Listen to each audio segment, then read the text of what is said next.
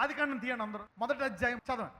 దేవుడు ఆ విశాలము చేసి విశాలము క్రింది జలములను విశాలము మీది జలములను వేరుపరపగా ఆ ప్రకారమాయెను. దేవుడు ఆ విశాలమునకు ఆకాశమని పేరు పెట్టెను. అస్తమయమును ఉదయమును కలుగగా 2వ దినమాయెను. దేవుడు ఆకాశము క్రిందనున్న జలములు ఒక చోటనే కూర్చబడి ఆరిన నేల కనబడును గాక అని పలుకగా. ఆరిన నేల కనబడును గాక అంటే ఎవరు చేశారు ఆరిన నేలని? ఇప్పుడు సముద్రాన్ని పైన ఆజ్ఞించినప్పుడు విడగొట్టింది ఎవరు? పరిశుద్ధాత్ముడు. ఎంతమంది వాడుకుందాం అనుకుంటారు పరిశుద్ధాత్మని? ఇప్పుడు దాకా మీరు ఎవరో వాడుకోరు కొన్ని వాటికి. ఎప్పుడైనా పరిశుద్ధాత్ముడు ఆ స్థలం ఏని అడిగారా? ఆ స్థలం ఏని ఆయన అసాధ్యమైన చూసుకుంటారు. ఒక భర్తని, ఒక భార్యని, ఒక కొడుకుని అప్పుడప్పుడు లేట్ అవుతుంది. ఆలస్యమైన దేవుడు దాన్ని తప్పకుండా చేస్తాడు. You see that, you need to hold on. I think you will never ask the Holy Spirit some things. దేవుడు అన్ని చెప్పగా అన్ని చేసింది ఎవరు? అసాధ్యమైన డైరెక్ట్గా పరిశుద్ధ అన్ని ఇవ్వగలం లేదా? మట్టిలోంచి మనిషిని చేసి ఉఫ్ అంటే ప్రాణం పోసింది ఎవరు? దేవుని ఆత్మ. అందులోంచి ఎముకను తీసి స్త్రీ అవ్వు అంటే నీకు జుట్టు ఇచ్చి కళ్ళు ఇచ్చి అన్ని ఇచ్చింది ఎవరు?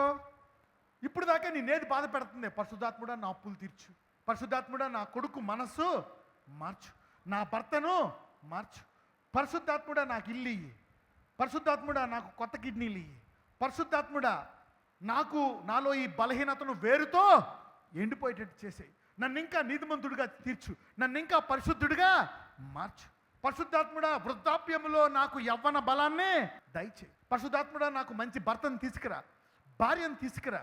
పరిశుద్ధాత్ముడు అన్నీ చేస్తాడు. ఎంతమందికి అర్థమైంది? ఇప్పుడు దేవుడు ఈ పరిశుద్ధాత్ముని ఎవరిలో పెట్టాడు? అందుకే దేవుని రాజ్యం పైనుంచి రాదంట, లోపల నుంచి బయటకు వస్తుందంట. అంటే దేవుని రాజ్యానికి సంబంధించినటువంటి ఆత్మను దేవుడు ఎవరిలో పెట్టేశాడు? నీలో పరిశుద్ధాత్మని పెడితే నువ్వు ఎవరి స్వరూపంలో చేయబడ్డావు? దేవుని స్వరూపము. దేవుని స్వరూపం పడిపోయింది. అందుకని యేసయ్య సిలువలో మరణించి రక్తము కార్చి మళ్ళా పరిశుద్ధాత్మని ఎవరిలో పెట్టేశాడు? నీలో పెట్టేశాడు. ఆదికాండములో ఇంకొకటి ఉంది, ఏంటి తెలుసా?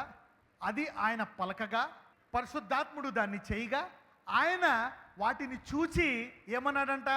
ఇది మంచిది. మళ్ళా పలకగా పరిశుద్ధాత్ముడు చేయగా ఆయన వాటిని చూసి ఏమన్నాడంట? మంచిది. ఆదామును చూసి ఊది ఏమన్నాడంట? మంచిది. స్త్రీని చూసి చేసి ఏమన్నాడంట?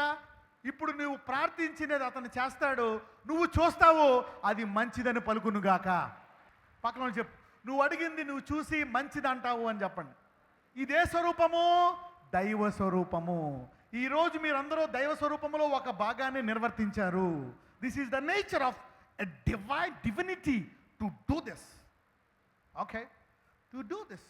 ప్రతి ఒక్కళ్ళకి వారి కుటుంబము, వారి వ్యాపారము, వారి ఉద్యోగము, వారి జ్ఞానము అభివృద్ధి పొందాలని. ఎంతమందికి ఉంటుంది అభివృద్ధి పొందాలని? ఎవ్రీబాడీ. ఒకటి గుర్తుపెట్టుకోండి, ఆశీర్వాదం అనండి. ఆశీర్వాదానికి దేవుడికి కనెక్షన్ ఏంటి? చూడండి, 2వ సమూయేలుకి రండి. 2 శామ్యూయల్ 6వ అధ్యాయము 11, 12.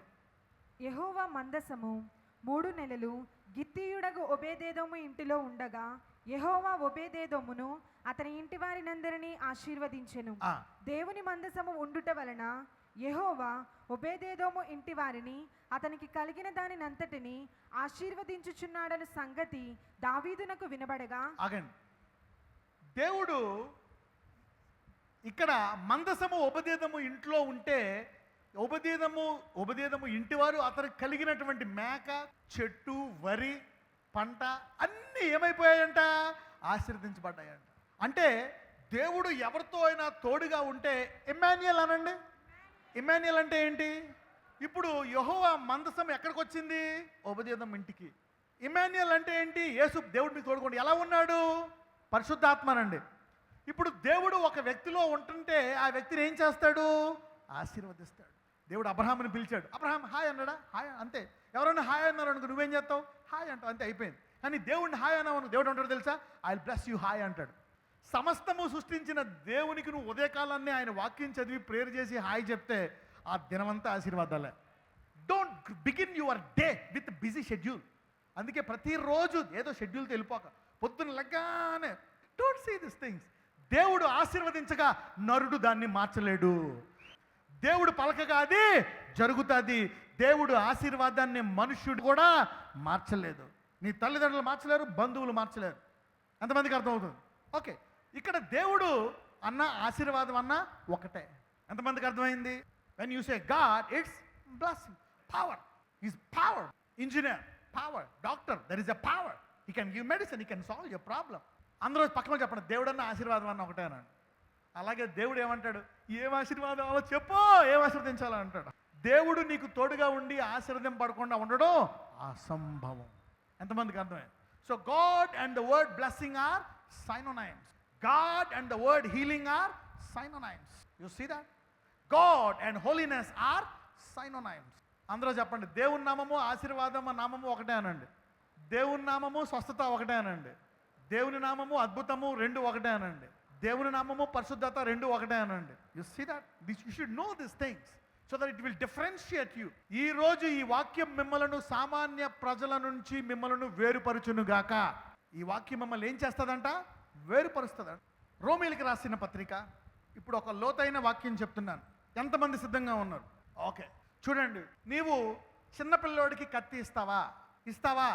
ఒక డాక్టర్కి, ఒక సర్జన్కి కత్తిస్తే ఏం చేస్తాడు?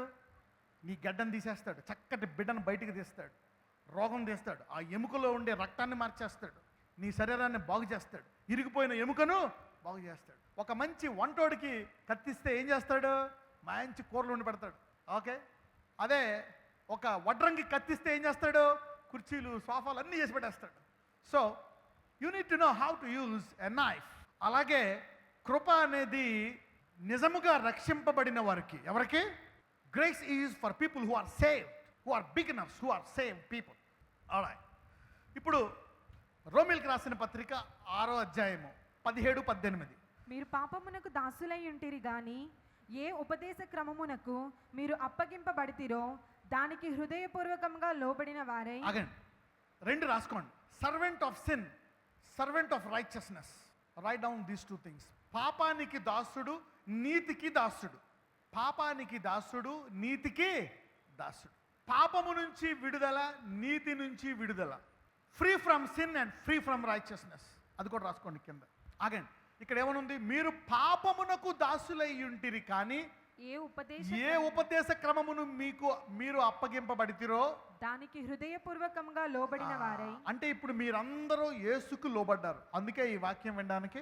So because you have accepted Jesus. Okay, so ఇప్పుడు రాసుకోండి. When you accept Jesus, what will happen to you? ఇక్కడ ఏం చెప్తున్నాడు ఈ వాక్యములో? మీరు పాపమునకు దాసులై ఉంటారు కానీ మీరు స్వార్థకు, ఈ ఉపదేశానికి లోబడ్డారు కాబట్టి పాపము నుండి విమోచింపబడి నీతికి దాసులయ్యారంటావు. You see that now let me tell you this. ఇప్పుడు యేసుని నమ్మని వాడు నీతి పనులు చేయగలడా? ఇప్పుడు కింద రాసుకోండి. Righteousness only begins by accepting Jesus. The definition of righteousness is, Bible లేకుండా నీతి అంటే ఏంటి? మంచి పనులు. కానీ బైబిల్ ప్రకారం ఏంటో తెలుసా? నీతి అనే పదము ఆరంభమయ్యేది యేసు నుంచి. The dictionary says righteousness is good works, but Bible says righteousness ఈ బిగిన్స్ విత్ జీసస్. డిక్షనరీ ఏం చెప్తుంది? మంచి పనులు అంటే ఏంటి? ఇప్పుడు డిక్షనరీ, బైబిల్ రెండు కలిపితే అర్థం ఏంటి? యేసు లేకుండా ఎన్ని మంచి పనులు చేసినా అవి సమానము. ఎంతమందికి అర్థమైంది ఇది? If you don't believe in Jesus and you do good works, they are called filthy works. So righteousness అంటే నీతి ఎవరితో ఆరంభమవుతుంది? యేసయ్యతో ఆరంభమవుతుంది నీతి. నువ్వు యేసయ్య లేకుండా ఎంత పరిశుద్ధంగా ఉన్నా, ఎన్ని మంచి పనులు చేస్తున్నా, ఏమన్నా అవన్నీ కూడా ఏ క్రియలు? పాపక్రియలు. ఎందుకు? యేసుని నమ్మని వాడు 17లోకి వెళ్దాం. యేసుని నమ్మని వాడు పాపమునకు దాసుడై ఉంటాడంట. ఏమయ్యాడంట? ఓకే, అలాగే అంగీకరించిన వాళ్ళందరూ దేనికి దాసులంట? నువ్వు మంచి పనులు చేస్తే పాపానికి దాసుడైన వాడు ఏ పనులు చేస్తున్నాడు? మంచి పనులు చేస్తున్నాడు. కానీ నువ్వు ఎలా చూస్తావండి? పాపిగా చూస్తావు. ఎంతమందికి అర్థమైంది ఇది? ఇప్పుడు యేసుని అంగీకరించిన తర్వాత నీవు దాసత్వములోంచి విడిపింపబడి నీతికి దాసుడిగా మారతావంట. నీతికి దాసుడుగా మారినోడు పొరపాటు చేశాడనుకో, దాన్ని ఏమంటారు? పొరపాటే. కానీ ఏమంటారు? నీతిమంతుడు పడిపోయాడు అంటారు. నీతిమంతుడు 7 మార్లు పడిపోయినా తిరిగి, అంటే నీతిమంతుడు నుంచున్నా నీతిమంతుడే, పడిపోయినా అంటే ఏంటి? యేసుని అంగీకరించిన వాడు పాపానికి దాసుడు కాదు. దేనికి దాసుడు? నీతికి దాసుడు. కానీ ఎందుకు పాపాలు చేస్తున్నాడు? చిన్నపిల్లోడు కనుక. చిన్నపిల్లోడు ఏమవుతాడు? నడవలసినోడు పడిపోతాడు. అంటే నీకు ఎదగాల్సిన అవసరం ఉంది. ఎంతమందికి అర్థమైంది?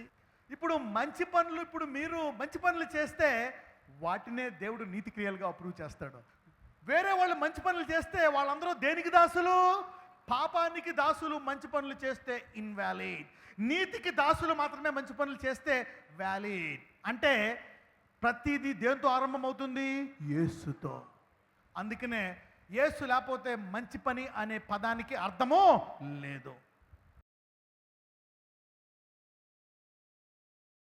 అందరూ చేతులు పైకెత్తానండి. యేసయ్యా, నీ రక్తము ద్వారా నన్ను, నా కుటుంబాన్ని నీతిమంతులుగా చేశావు. Thank you Jesus. By your blood you made me righteous, you made me holy. నా అంతరంగాన్ని మార్చేశావు. పాపానికి దాసుడైన నన్ను నీ నామాన్ని అంగీకరించడం ద్వారా, నీ సిలువను అంగీకరించడం ద్వారా, నీ పరిశుద్ధాత్మ ద్వారా నీతికి దాసుడిగా చేశావు. కాబట్టి ఈ రోజు నుంచి నన్ను నేను ఇతరులను, నిన్ను నమ్మిన విశ్వాసులను నీతిమంతులుగానే చూస్తాను. ఆ రీతిగా నాలో నీతి ఇంకా బయటకు వస్తుంది. నేను ఉపదేశంలాగా ఈ 3 నెలలు ఆరంభమవునుగాక. ఆమేన్.